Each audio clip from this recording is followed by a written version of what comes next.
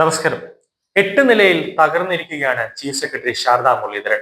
മറ്റ് IAS ഉദ്യോഗസ്ഥരെ നല്ല രീതിയിൽ ഏകോപിപ്പിച്ച് കൊണ്ടുപോകേണ്ട ശാരദയുടെ കുത്തിത്തിരിപ്പാണ് ഇപ്പോൾ IAS ഉദ്യോഗസ്ഥർ കൂട്ട അടിയുണ്ടാകാൻ കാരണം. പ്രശാന്ത് ബ്രോ പോലും പറഞ്ഞ നിർദ്ദേശങ്ങൾ അതായത് ചീഫ് സെക്രട്ടറി തള്ളിക്കളയുകയാണ് ചെയ്തത്. എന്നിട്ട് ഒരു പണിയും എടുക്കാതെ അവിടെ നിൽക്കുന്ന ജയതിലകിനെ മാത്രം കൂട്ടിപ്പിടിച്ച് ശാരദാ മുരളീധരൻ പോകുന്നു. ഇനിയാണ് പിണറായി സർക്കാർ വെള്ളം കുടിക്കാൻ പോകുന്നത്. സിവിൽ സർവീസ് ഉദ്യോഗസ്ഥരെ ഒന്നടക്കം എതിർപക്ഷത്താക്കിയ സർക്കാരിന് ഡോക്ടർ വി അശോക് നേടിയ അനുകൂല വിധി തിരിച്ചടിയായി മാറിയിരിക്കുകയാണ്. IASകാരെ പിണക്കിക്കൊണ്ട് ഒരു സർക്കാരിന് മുന്നോട്ട് പോകാൻ കഴിയില്ല, അത് പ്രയാസം തന്നെയാണ്. സർക്കാരിനെ അട്ടിമറിക്കാൻ സിവിൽ സർവീസുകാർ ധാരാളം മതി എന്നതാണ് യാഥാർത്ഥ്യം. കൃഷി വകുപ്പ് സെക്രട്ടറി ഡോക്ടർ വി അശോകിന് പിന്നാലെ അടിയുറച്ചു നിൽക്കുകയാണ് IAS ലോകം.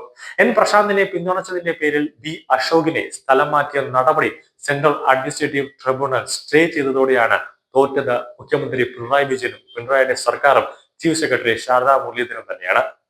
തദ്ദേശ സ്വയംഭരണ കമ്മീഷൻ ചെയർമാനായി അശോകിനെ നിയമിച്ച IAS അസോസിയേഷന്റെ പ്രസിഡന്റായ അശോകിനെ സെക്രട്ടേറിയറ്റിൽ നിന്നും പുറത്താക്കാനാണ് പിണറായി സർക്കാരും ചീഫ് സെക്രട്ടറി ശാരദാ മുരളീധരനും കൂടെ ഒരു നീക്കം നടത്തിയത്. അതായത് ചീഫ് സെക്രട്ടറി പറയുന്നത് കേട്ട് നിന്നാൽ സെക്രട്ടേറിയറ്റിൽ നിൽക്കാം എന്നൊരു മുന്നിട്ട് വെച്ചപ്പോൾ അത് അശോക് നിരപരാധികൾ തള്ളിക്കളഞ്ഞു.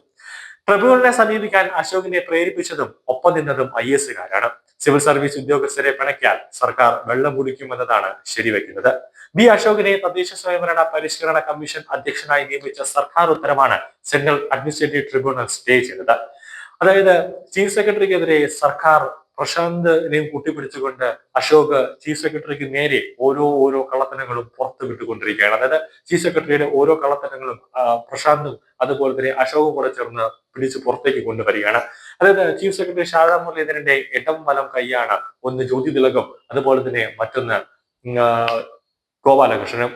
ജ്യോതി തിലകിനെതിരെ ഇതുവരെയായിട്ട് ഒരു നടപടി പോലും ചീഫ് സെക്രട്ടറിയുടെ ഭാഗത്തു നിന്നോ സർക്കാരിന്റെ ഭാഗത്തു നിന്നോ എടുത്തിട്ടില്ല. കാരണം ജോലി ചെയ്യാതെ ശമ്പളം കൈപ്പറ്റുന്നുവെന്ന് പ്രശാന്തിന്റെ ഒരു വെളിപ്പെടുത്തൽ എത്തിയപ്പോഴാണ് ഉന്നത ഉദ്യോഗസ്ഥനെതിരെ ആരോപണം ഉന്നയിച്ചതിന്റെ പേരിൽ പ്രശാന്തിനെ സസ്പെൻഡ് ചെയ്യുന്നത്. പക്ഷെ മാധ്യമങ്ങൾ അടക്കം നടത്തിയ ഒരു അന്വേഷണത്തിൽ ജ്യോതി തിലക് മാസത്തിൽ 5-6 തവണ മാത്രം ഓഫീസിലേക്ക് എത്തുന്നു എന്ന രീതിയിലേക്ക് കാര്യങ്ങൾ ഫയലിൽ തന്നെ രേഖപ്പെടുത്തിയിട്ടുണ്ട് എന്നത് വ്യക്തമാക്കി.